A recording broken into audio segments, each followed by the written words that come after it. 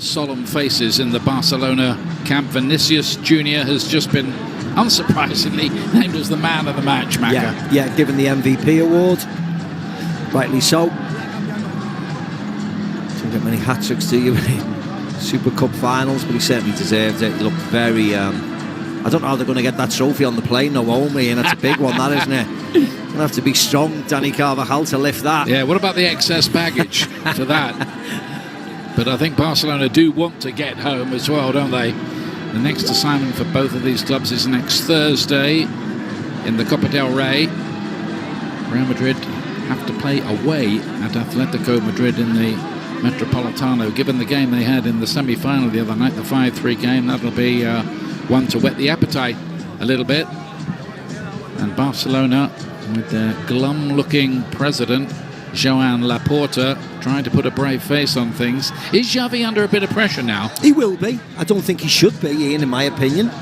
But, of course, manager of Barcelona, they're always under pressure. Even when they win the league, he's under pressure. But I think with the circumstances surrounding the club and the finances and who gets brought in and who has to be sold on, I mean, it must be an incredibly difficult job for Xavi. And the fact that he won the title last year, I think he should be given a significant amount of time. Barcelona just need patience. They will get the finances right because of course, the sponsorship deals and the revenue that will be generated, but they're going to need a couple of years. So they need stability. They don't need to do anything rash, anything quick, anything panicking. And on the opposite side of the fence, there's Florentino Perez, who's extremely happy. Just wondering where the story might go for Real Madrid this season. They'll dream of winning the Champions League again. Now, there are one or two clubs who you might fancy a little more than Real Madrid, but they always take a heck of a lot of beating because they keep finding their way out of corners. That didn't happen against Manchester City in the semi-finals last season, it has to be said. Florentino Perez used to winning things at Real Madrid, even signing autographs as the players wait now to collect their winners' medals. For Jude Bellingham, of course, it'll be the very first as a Real Madrid player, the first he hopes of very many. Yeah, I think it will be very many for him, the longer he stays there, of course. He's had a wonderful start to his Real Madrid career, and 5 months in, he's picking up his first trophy. He deserves it, and let's see if he can pick up more important ones as he moves forward in his future with Real Madrid. Robert Lewandowski cutting a frustrated figure. Scored a great goal tonight, and it looked, as Craig was saying back in the studio there, as if that might be the start of a comeback by Barcelona. But that third goal, I think, that killed them really, didn't it? Yeah, it did. And again, it was a defensive mistake. One and all that Araujo gets caught, and Vinicius Jr., he's not normally someone who dives into the box and gets in headed areas. And Araujo just gets caught and brings him down inexplicably, to give Madrid the opportunity to go 3-1 ahead again. So they can't really build any pressure, Barcelona, to get themselves back in the game. It was a night to forget for them defensively. Really disappointing evening for them. Do Barcelona have to think about a change of style? Can they carry on trying to do what Barcelona did when he was playing alongside Busquets and Iniesta, and they had Messi to cause all the damage? They have to adapt to the modern game a bit more? I think they have to adapt when they come up against the very best, whether that's in Europe or in La Liga. They can dominate it against the majority of clubs in La Liga, but once you get to the very best, they can't. There's Albert Luque there in the crowd. So they do have to change it when they come up against certainly the best in Europe, without a shadow of a doubt. Real Madrid winning the Spanish Super Cup for the 13th time in their history. That's still one fewer than Barcelona on the all-time records. Well, they've cut that gap.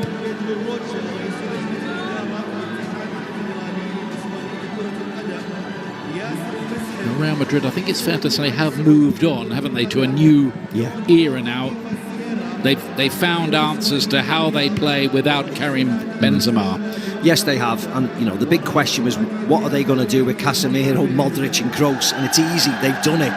And they've done it in the blink of an eye, really, bringing in those players they have. They've got Hendrick to come in from Brazil, of course, the new superstar who'll be joining them very soon.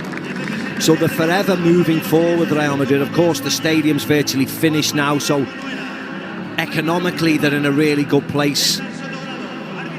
And apart from bringing in a centre-forward, of course, Kylian Mbappe is constantly linked with them.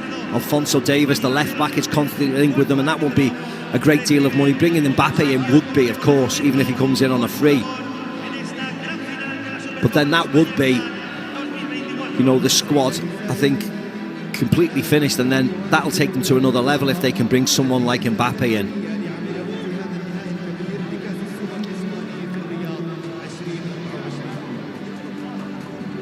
The officials, who of course also play their part in making things go smoothly, as they did, I think, on the night. Red card had to be issued to Ronald Araujo.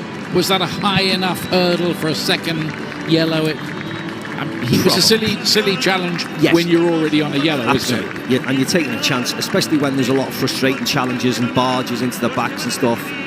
As I said, you can argue all day whether it was a second yellow. I mean, it effectively finished the game. What I would say is they were 4-1 down anyway. If it was 2-1, you've got an argument to make. But 4-1, they were never getting back into the game, regardless of the red card or not. Good news is they've got Pedri fit again to play his part. Vitor Roque, of course, has come along, hasn't he? And will presumably join the party and play his part. A rather frustrated Ilkay Gundogan, who was upset enough when Barcelona gave away the lead in the last 20 minutes and lost to Real Madrid in the first Clásico of the season. They had a bit of a hard luck story to tell maybe that time. Not tonight, I don't think. No, not tonight. I mean, he's got I was going to say they've got problems ahead, but they've got a host of young players who are excellent. Of course they are. And we associate Barcelona with bringing a lot of the academy players from La Masia, but they won't be as good as the ones they've had in the past. And they're really experienced players like Ilkay Gundogan and Frenkie de Jong and Robert Lewandowski. They're not going to get any better or quicker. So they have to address these issues, and they have to address them quite quickly. So he's got a very hard job going forward, though. Well, the two men in shot there, Juan Laporta and Xavi.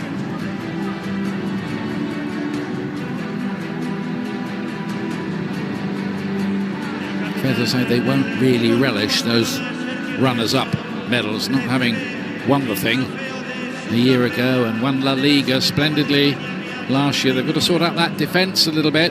Barcelona doesn't look too clever at the moment, especially compared to the way they defended last season in the league. So that's the preliminaries for Barcelona dealt with, and now the victorious Real Madrid players will collect their winners' medals.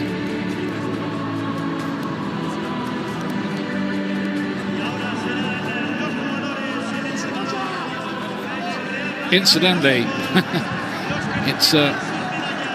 it's past midnight now. They do things late for this tournament in Saudi Arabia, where it's due to stay. Just to repeat, the Spanish Federation are paid 40 million euros per year to stage this tournament, not in Spain but in Saudi Arabia. Of course, that does not meet with the approval of everybody, not by any means, but it's the financial decision taken by the Spanish Federation.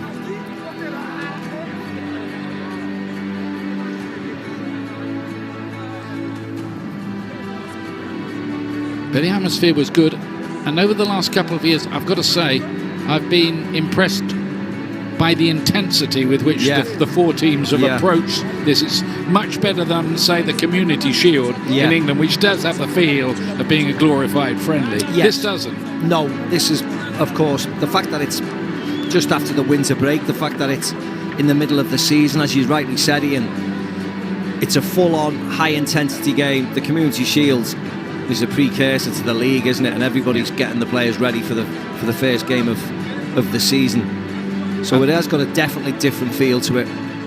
And that's reflected in the selection of the teams. You can always tell by the teams that the coaches pick. And it was full strength really right the way through for everybody. Not much experimentation, which translates as we want to win this. And Real Madrid have won it, and in some style as well. They've banged in 9 goals over the 2 games. Can't argue with that, really. Jude Bellingham getting his first medal. I'm just thinking, has Tony Kroos got any more room at home for any more winners' medals? Yeah.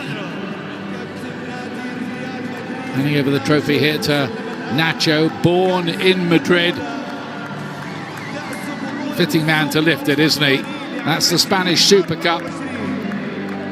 Safely into the hands of Real Madrid, and of course they'll go through the routine here of the dance and the trophy lift.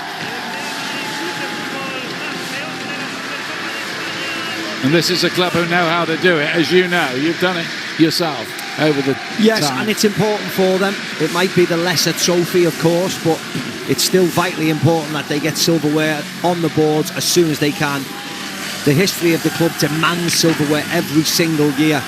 And if Carlo didn't produce anything, he'd be under pressure regardless of what he's done in the past.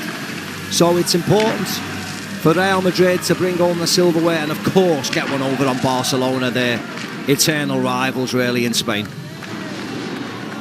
Because when they win the La Liga title, they go to that fountain, don't they, in the middle of Madrid? They can't do that tonight. They can't do that. They can't do that in Saudi Arabia. But they'll enjoy themselves. They'll be quickly back on the plane, and they'll be quickly trying to get into the modes of getting home, seeing the families, and, of course, preparing for the game next week, the cup match. Carlo Ancelotti, 11 trophies, level with Zinedine Zidane for Real Madrid. 2 Champions Leagues, 2 Club World Cups, 2 Copa del Reys, 2 European Super Cups, 1 La Liga and 2 Super Cups of Spain.